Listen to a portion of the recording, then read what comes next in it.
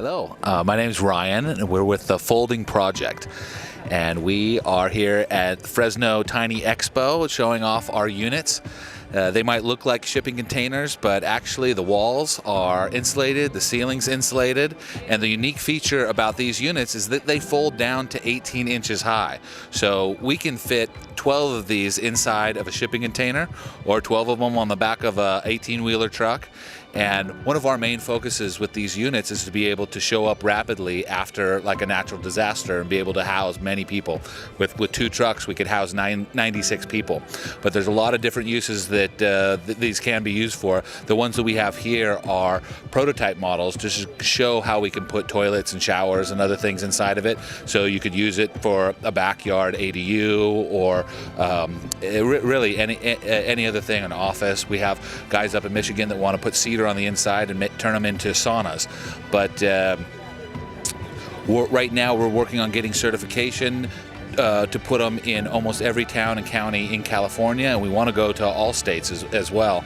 We have some chassis that they can go on with wheels to be able to drive them around. We've got deck over tilt trailers that we move them around right now, but really these things are very easy to move. With a forklift, pick them up, drop them on the back of a truck, or pick them up with even a tow truck. Anyone can just hook a winch on it and pull them up and go. And if you want to take a look inside, you can see some options. This one actually has solar panels, and it's all running off grid. We're running the air conditioning unit, the water heater, the microwave, refrigerator, all off of the 6 panels that we have on the top. And actually the other unit next door that doesn't have solar panels is being run off this one as well. We just plugged it right into the side, which is what's kind of nice about having a small unit. Doesn't take too much energy. This one has a queen size bed that folds out, and we showed it here with having a TV on the inside too, but there's so many different layouts you can do. We just did a simple one to see, so you could see how you could have a sink in here. You could also have other hot plates and cook and whatnot. The shower is a 36-inch fiberglass shower, so a lot of space in there. A lot of times RVs have really small areas for taking a shower, but we put a proper like porcelain toilet in there that's separate from the shower, have closet space. We've got a hot water heater, 10-gallon water heater, electric, so you can take hot showers on it. And all the hookups are normal, like a normal RV. We raised the bathroom area just to get the plumbing done, but again, these ones are just prototypes. In the future, we're hoping to have some modular flat packed bathrooms that can just plug into these things when we fold them up, and then can be teared down for doing events like music events and things like that. But if you just wanted it in one place for a long period of time, you could do any kind of traditional construction build out on the inside. We left the walls bare so you can kind of still see where the seams are and everything folds down, but we have full LED lights all throughout.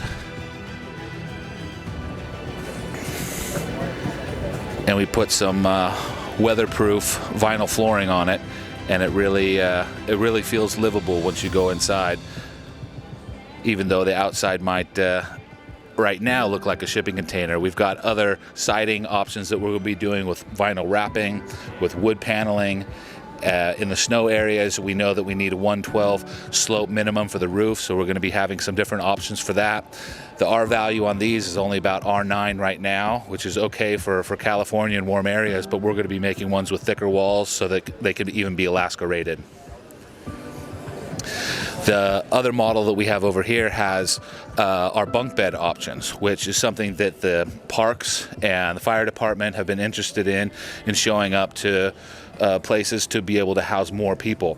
We have one unit where we put 4 different bunk beds in so you could sleep 8 people.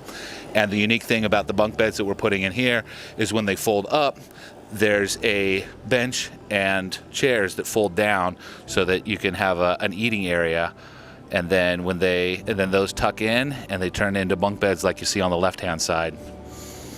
This one has a similar layout with the bathroom and toilet and closet, but we're going to have various different layouts in the future.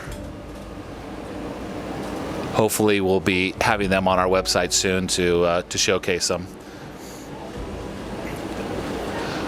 But it's interesting, we've come up with several uses for these things, but every time we come to one of these shows, someone comes up with a different idea.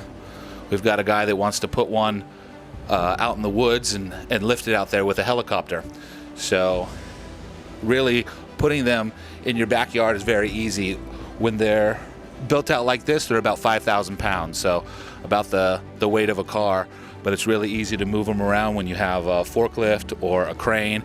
Cranes, compared to many other ADUs that they lift in, these ones are really light, and so we can put these in almost any location that you can put anything with a crane.